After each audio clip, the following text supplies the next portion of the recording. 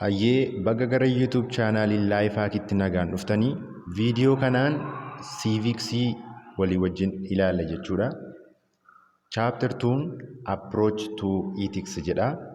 Chaanaalii kanaaf haaraa yoo taatan subscribe akka gootan akkasuma viidiyoon kun namoota kan biroo bukkee akka qaqqabuuf share gochuudhaan akkasumallee viidiyoon kun yoo isinitti tole laayikii gochuudhaan akka nu bira dhaabbattan jechuun barbaada. Gara barnootaatti haa dabarru. Chapter 2 egaa akkuma argitanii approaches to ethics jedha. Ethics kun immoo bakka gurguddaa lamatti qoodama. Innis normative fi non normative itti qoodama jechuudha.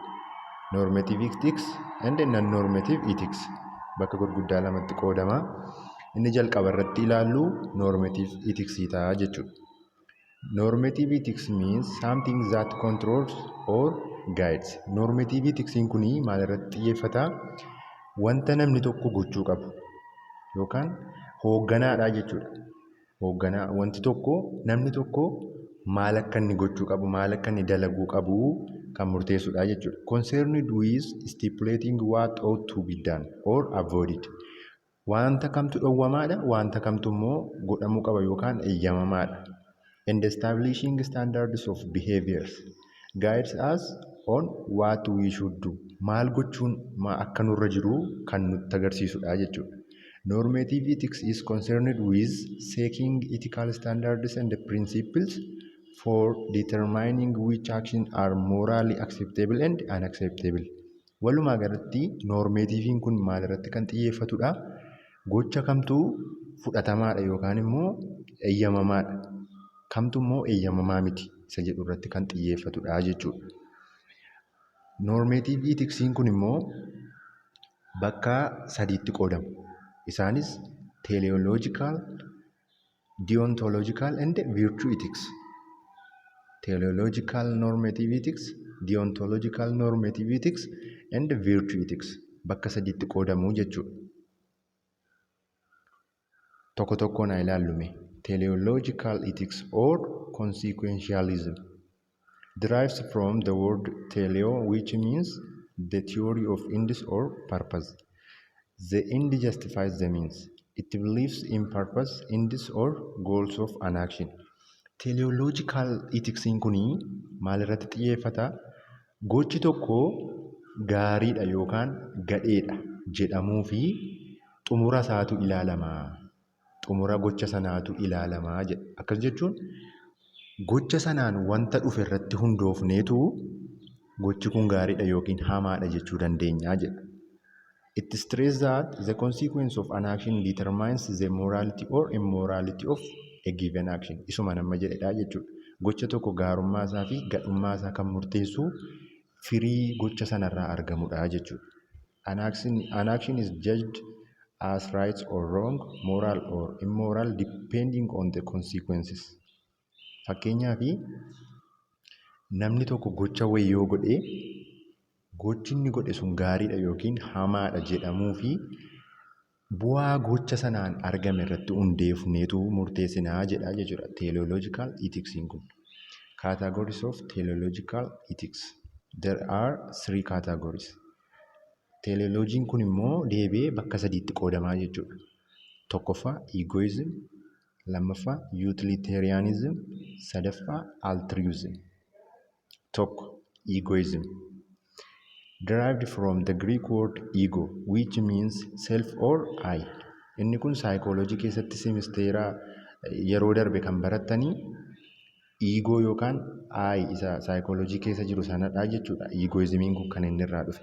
Akkas jechuun waa'ee ofii qofa yaadu, ofirratti xiyyeeffachuudha jechuudha inni kun. Is a theory in ethics that says human beings should act in their own interest. An individual should act in a way that sustains his or her self-interest.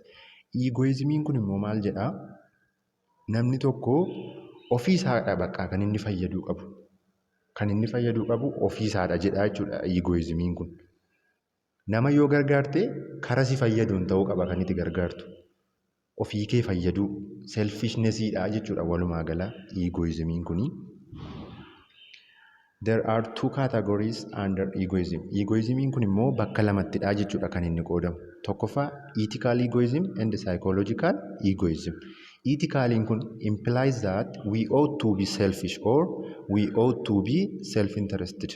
An action is morally right if it maximizes the interest of the doer of action.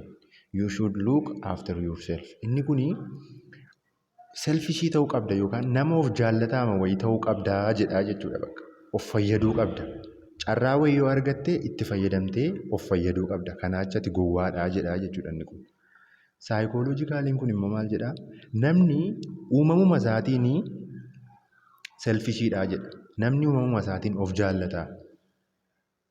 Waaqayyo gaafuma nama uume namni akka inni of jaallatu godheetu uume jedhaa jechuudha saayikooloojikaaliin kun immoo. Inni lammaffaarra jiru utilitarianism. One's action is best, which produces the greatest happiness for the greatest number. Inni kun immoo walumaa gala maal jedhaa? Utilitarianismiin kuni gochi tokko gaariidha kan inni jedhamuu danda'u namoota baay'eetiif gammachuu guddaa yoo laatedha jedha. Fakkeenyaaf nama wayii yoo ajjeeste nama sana ajjeesuun kee namoota lakkoofsaan baay'ee ta'aniif gammachuu guddaa kenna yoo ta'e gochi sun sirriidha jedhu jechuudha warri utilitarianismii kun immoo. Morality is about producing good consequences. Moraalitiin gammachuu yookaan wanta gaarii ta'e tokko firii gaarii ta'e tokko argamsiisuudha jedhu jechuudha warri kun. Classical utilitarianism kan jedhu jira. Act utilitarianism and rule utilitarianism. Act and rule kan jedhutu jira jechuudha. Act and rule jira utilitarianism jala. Walumaa galala utilitarianismiin kuni bakka afurittidha kan inni qoodamu. Kilaasikiitti qoodama, quantity over quality.